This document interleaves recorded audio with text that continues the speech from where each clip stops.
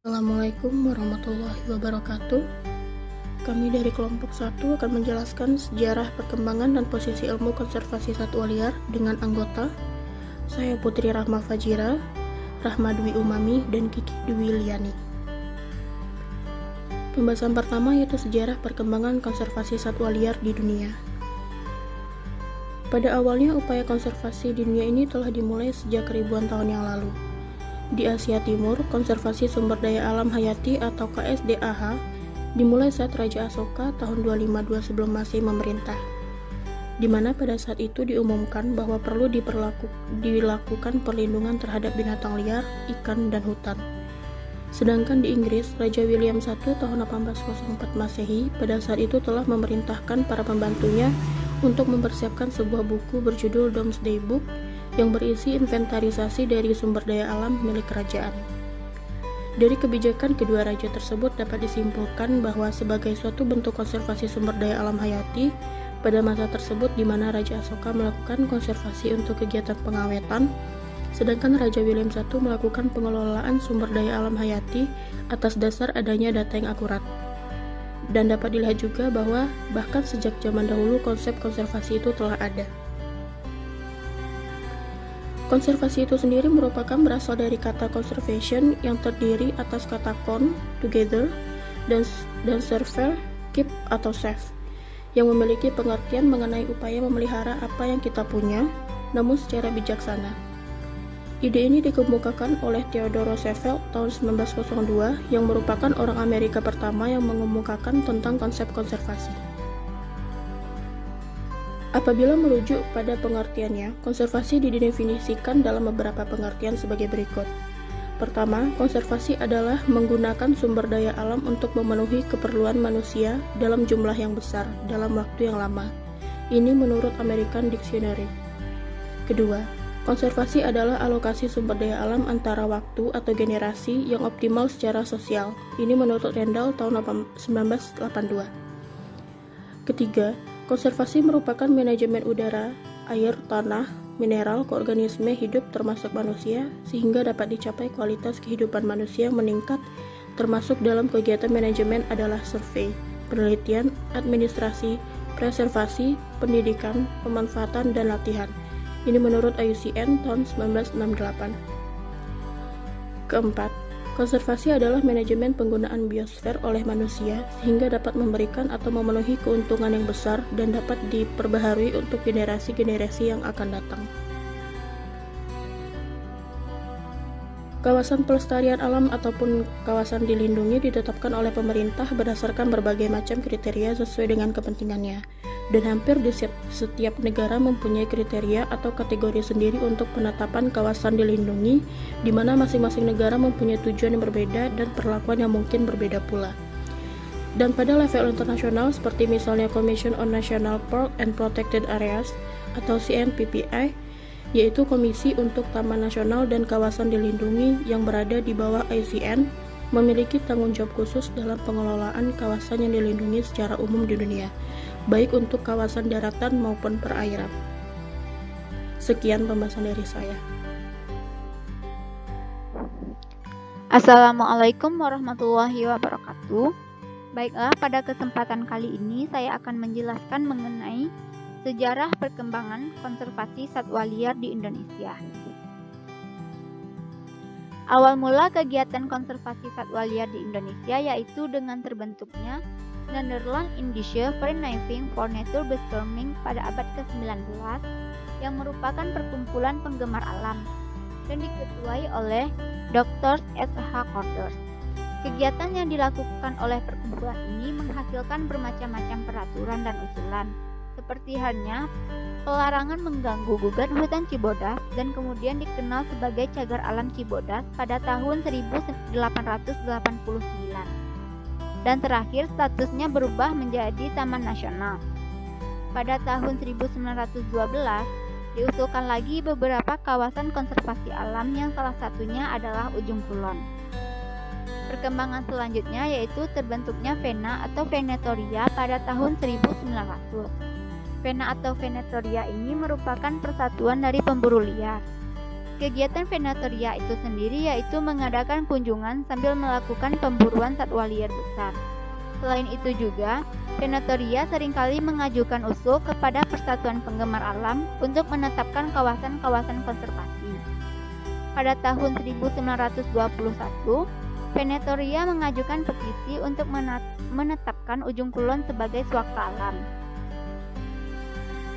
Selain Dr. S.H. Corders, dikenal juga seorang asisten direktur Museum Zoologi dan Kebun Raya Bogor tahun 1937, A. Hogerworth, yang pada tahun 1932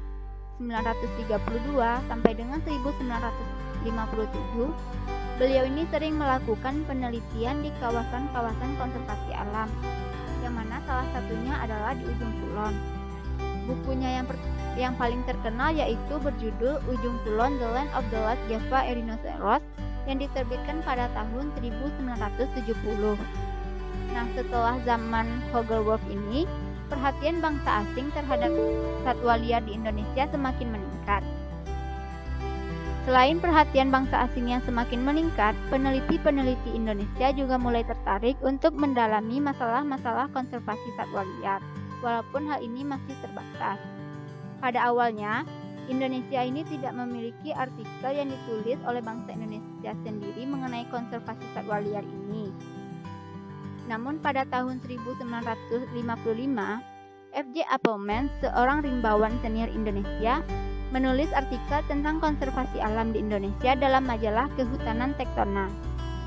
Nah, pada tahun 1974, perhatian pemerintah mengenai konservasi satwa liar ini mulai timbul lagi, yang mana diawali oleh kegiatan Direktorat Perlindungan dan Pengawetan Alam yang berhasil menyusul rencana pengembangan kawasan-kawasan konservasi di Indonesia dengan bantuan FAO atau UNDP, Food and Agriculture Organization of United Nations Development Program, dan usaha penyelamatan satwa liar yang terancam punah dengan bantuan NGO.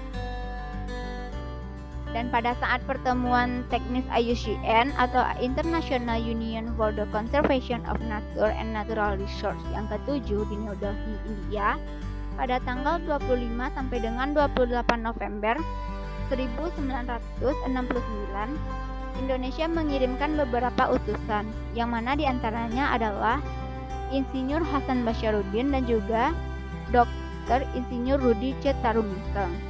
Pada saat itu, wakil dari Indonesia ini menyampaikan makalah dengan judul Swaka Alam dan Taman Nasional di Indonesia, Keadaan dan Permasalahannya, dan Pendidikan Konservasi Alam di Indonesia, di mana kedua makalah ini mendapatkan tanggapan yang positif dari peserta konferensi, sehingga perhatian dunia luar terhadap kegiatan konservasi di alam di Indonesia semakin meningkat.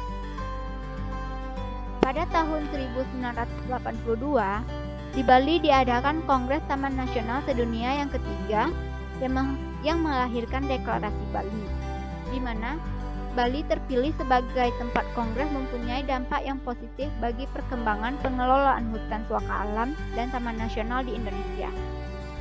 Pada tahun 1978, tercatat tidak kurang dari 104 jenis telah dinyatakan sebagai satwa liar dilindungi. Dan pada tahun 1985, keadaan ini berubah menjadi 95 jenis mamalia, 372 jenis burung, 28 jenis reptil, 6 jenis ikan, dan 20 jenis serangga yang dilindungi. Nah, kemajuan kegiatan konservasi alam di Indonesia ini juga banyak dirangsang oleh adanya World Conservation Strategy yang telah disetujui pada sidang umum PBB tanggal 15 Maret 1979. Dan pada tahun 1983 dibentuklah Departemen Kehutanan, sehingga Direktorat Perlindungan dan Pengawetan Alam statusnya diubah menjadi Direktorat Jenderal Perlindungan Hutan dan Pelestarian Alam atau PHPA, yang tugas dan tanggung jawabnya menjadi semakin luas. Pada masa ini, di fakultas-fakultas kehutanan dan biologi sudah mulai diajarkan ilmu konservasi alam dan pengelolaan satwa liar. Bahkan, di beberapa fakultas Kehutanan sudah dikembangkan jurusan konservasi sumber daya alam. Nah, jika dilihat dari segi undang-undang dan peraturan mengenai perlindungan alam juga telah banyak mengalami kemajuan, di mana beberapa undang-undang dan peraturan peninggalan pemerintah Hindia Belanda telah dicabut dan diganti dengan Undang-Undang Nomor 5 Tahun 1990 tentang konservasi sumber daya alam hayati dan ekosistemnya. Dan pada tahun 1990-an ini, mulai banyak berdiri lembaga swadaya masyarakat di Indonesia yang menangani mengenai satwa liar ini. Assalamualaikum warahmatullahi wabarakatuh. Baiklah, saya akan melanjutkan presentasi dari rekan-rekan saya yang sebelumnya, yaitu mengenai posisi ilmu konservasi satwa liar. Pada saat ini, kemajuan peradaban manusia memang telah membawa banyak efek positif bagi umat manusia. Namun sayangnya, seiring kemajuan tersebut, ada dampak terhadap makhluk hidup lainnya di muka bumi ini, seperti pada satwa liar. Saat ini banyak satwa liar yang mulai menurun jumlah populasinya dan habitat alaminya mulai terdegradasi akibat dari proses kemajuan dan perkembangan peradaban manusia. Oleh karena itu, diperlukanlah konservasi satwa liar, yaitu konservasi sumber daya alam hayati. Menurut Departemen Kehutanan pada tahun 1990, konservasi sumber daya alam hayati adalah pengelolaan sumber daya alam hayati yang pemanfaatannya dilakukan secara bijaksana untuk menjamin kesinambungan persediaannya dengan tetap memelihara dan meningkatkan kualitas, keanekaragaman, dan nilainya. Satwa liar dibagi menjadi dua golongan, yaitu jenis yang dilindungi dan jenis yang tidak dilindungi. Pemanfaatan satwa liar secara langsung ada beberapa macam, antara lain yaitu yang pertama, perburuan tradisional untuk makan yang biasa dilakukan oleh suku-suku pedalaman. Yang kedua, perburuan tradisional seperti kulit yang biasanya digunakan sebagai bahan pembuatan tas, baju, atau hiasan lain oleh penduduk asli. Yang ketiga, mengumpulkan dan menjual jenis satwa liar.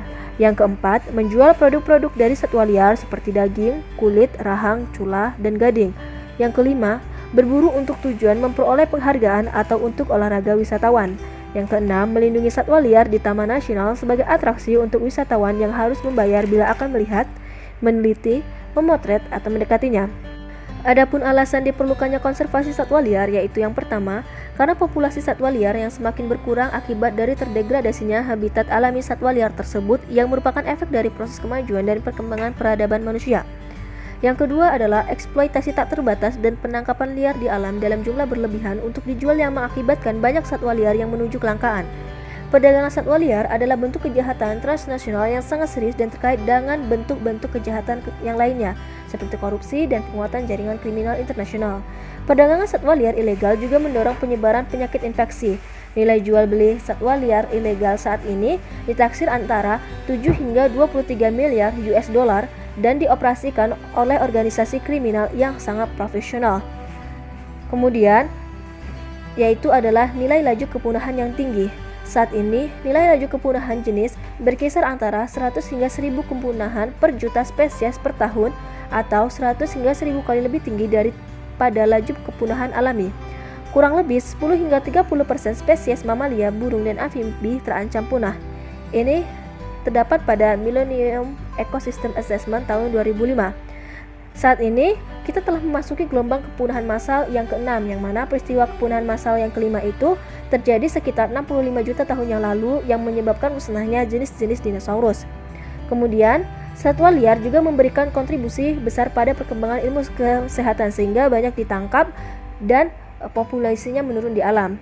Sebagai ilustrasi, amfibi mengandung komponen-komponen kimia yang berguna untuk menemukan obat-obat baru penghilang rasa sakit dan pengendalian tekanan darah tinggi. Mereka memiliki peran kunci untuk riset biomedis. Amfibi juga bisa memberikan petunjuk untuk mencegah bakteri pengembangan mekanisme resisten terhadap antibiotika. Selanjutnya, yaitu dari perspektif epistemologi integratif, manusia itu adalah subsistem dari alam. Interaksi evolutif resiprokal yang kompleks antara manusia dengan kelompok jenis lain dan lingkungan alamnya, yang menyebabkan mereka dapat hidup bersama dan memodifikasi satu dengan yang lainnya dalam waktu yang sangat lama yang disebut dengan koevolusi. Dalam perspektif koevolusi itu sendiri, tidak ada spesies yang lebih penting dari spesies lainnya, yang artinya tidak ada spesies yang tidak berharga. Oleh sebab itu, semua spesies harus dihargai keberadaannya dan tidak bisa dinilai semata-mata sebagai sumber daya. Yang yang selanjutnya adalah rendahnya pemanfaatan dan kesadaran masyarakat tentang perlindungan satwa liar. Namun, karena lemahnya instrumen hukum yang dimiliki Indonesia, menjadikan posisi satwa terutama satwa yang dilindungi semakin rentan terhadap perjualbelian di Indonesia. Padahal, sudah sangat jelas di Undang-Undang Nomor 5 Tahun 1990 tentang Konservasi Sumber Daya Alam Hayati dan Ekosistemnya, yaitu pada pasal 21 ayat 2 yang menyatakan bahwa setiap orang dilarang untuk yang A. Menangkap, melukai, membunuh, menyimpan, memiliki, memelihara, mengangkut, dan memperniagakan satwa yang dilindungi dalam keadaan hidup. B. Menyimpan, memiliki, memelihara, mengangkut, dan memperniagakan satwa yang dilindungi dalam keadaan mati. C. Mengeluarkan satwa yang dilindungi dari suatu tempat di Indonesia ke tempat lain di dalam atau di luar Indonesia. D. Memperniagakan, menyimpan, atau memiliki kulit tubuh atau bagian-bagian lain satwa yang dilindungi atau barang-barang yang dibuat dari bagian-bagian satwa tersebut atau mengeluarkannya dari satu tempat di Indonesia ke tempat lain di dalam atau di luar Indonesia. Yang E. Mengambil, merusak, memusnahkan, memperniagakan, menyimpan, atau memiliki telur dan atau sarang satwa yang dilindungi. Pelanggaran terhadap pasal di atas dapat dikategorikan tindak pidana atau pelanggaran hukum yang melibatkan satwa langka yang dilindungi, perburuan, penganiayaan, pembunuhan terhadap satwa, dan perdagangan ilegal satwa hidup maupun yang telah diawetkan merupakan jenis-jenis tindak pidana terhadap satwa. Tingkat tindak pidana terhadap satwa tergolong masih tinggi di Indonesia.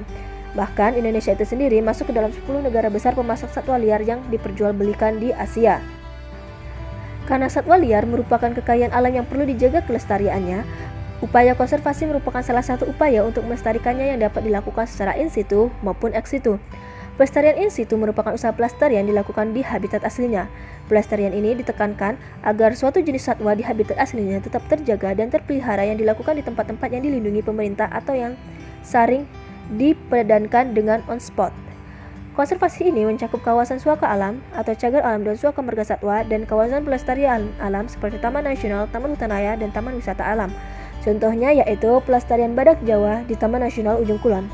Sedangkan untuk pelestarian ex situ itu sendiri adalah kegiatan konservasi di luar habitat aslinya, di mana fauna tersebut diambil, dipelihara pada suatu tempat tertentu dan dijaga keamanannya maupun kesesuaian ekologinya, atau yang sering dipadankan dengan out of spot.